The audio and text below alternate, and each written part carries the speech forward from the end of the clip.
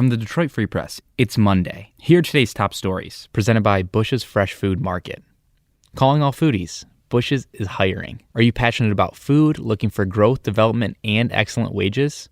Come grow with Bush's and apply online at bushes.com/join-our-team. That's Bush's, BUSCHS.com/join-our-team. I'm Andrew Hammond for the Free Press Sports Department. He has finally done it. Miguel Cabrera of the Detroit Tigers finally became the 28th member of Major League Baseball's 500 home run club. Sunday afternoon in Toronto, Cabrera hit a game-tying solo blast against the Blue Jays to not only tie the game at 2, but it also makes him the first ever Tiger to reach the 500 home run mark while wearing a Tigers uniform. Cabrera also made some history, being the first ever player of Venezuelan descent to reach 500 home runs. Detroit went on to defeat the Toronto Blue Jays 5-3 in 11 innings. After the game, Cabrera talked about how special the moment was to reach 500 in front of Toronto fans who clearly appreciated this historic moment. For the Detroit Free Press, I'm Eric D. Lawrence. The CEO of Hagerty, a Michigan-based company that insures classic cars, says fans of car culture will have a lot to look forward to thanks to Hagerty's upcoming merger. The company is joining with Aldel Financial in a deal said to be worth more than $3 billion. McKeel Hagerty, the CEO, says the company will keep its home base in Michigan and is likely to add more employees to its roster that now numbers more than 1,500. Even before the announcement, Hagerty has been making news that McKeel Hagerty says offers a glimpse of the kinds of events and focus that the merger can help expand.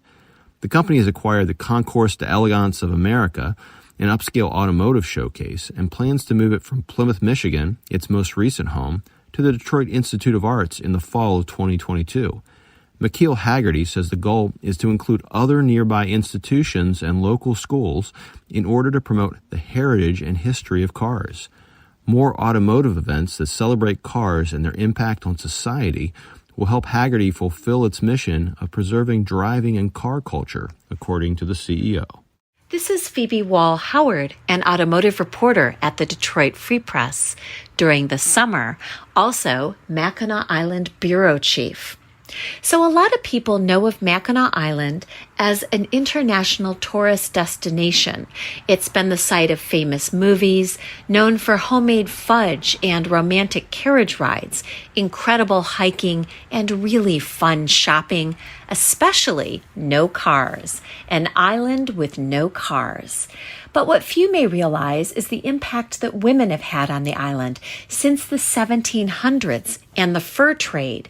Today, in 2021, women are behind the scenes in the bars, the restaurants, and of course the shipping. Whether it's Horn's Bar and Mary's Bistro, or the Fudge Shops, Mission Point, or Windermere Hotel, which is run by Mayor Margaret Dowd. Nearly 50 years she has been mayor and running every single year for re-election. Go to freep.com to learn more behind the scenes. I'm Susan Tompor, and I'm a columnist at the Detroit Free Press.